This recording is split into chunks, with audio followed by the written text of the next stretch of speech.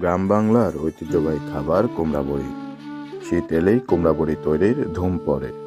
শত বছর ধরে কুমড়া বড়ি তৈরি হয়ে আসা গ্রামটির নতুন পরিচয় কুমড়াবড়ি গ্রাম। সুস্বাদু এই কুমড়া বড়ি শীতের একটি বিশেষ খাবারও বটে। বড়ি তৈরির এই প্রক্রিয়া যন্ত্রে শুরু হলেও শেষ পর্যন্ত হাতের ছোঁয়াতেই বড়িতে রূপান্তরিত হয়। শীতে যে কোনো তরকারিতেই এই কুমড়া বড়ি যোগ করে আলাদা স্বাদ। রাজশাহীর বাগমারা উপজেলার চেউখালী গ্রামের পিচঢালা এই নিদারুণ পথ বেয়ে আমরা ছুটে চলেছি কুমড়া বড়ি তৈরির গ্রাম পুঠিয়া উপজেলার কাশিয়াপুকুর গ্রামের দিকে।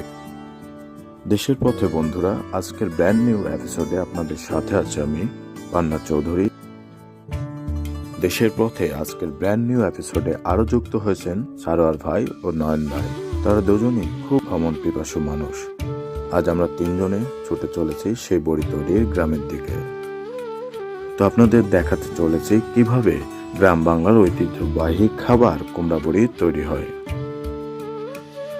বড়ি বানানোর শুরুতে এভাবেই কারিগররা খুব ভোরে সারা রাত ভিজিয়ে রাখা মাসকলাইয়ের ডাল গুঁড়ো করে মেশিনের সাহায্যে বড়ি তৈরির উপযোগী করে পেস্ট করে নেন।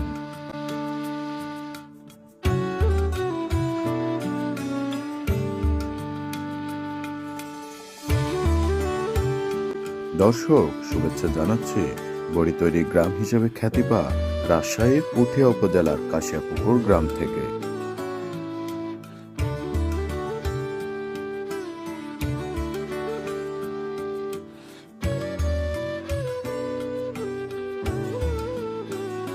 রাজশাহীর পুঠিয়া উপজেলার কাশিয়াপুকুর গ্রামে প্রায় সবার কয়েক পুরুষের পেশা কুমড়ার বড়ি বানানো।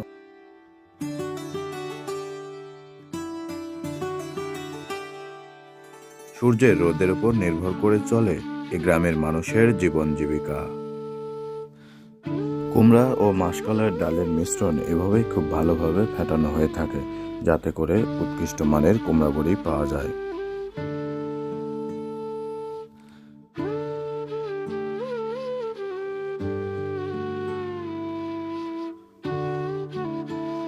আশির দশকে 90-এর দশকে গ্রামে গ্রামে কুমড়া বড়ি দেওয়ার দৃশ্য ছিল নিয়মিত।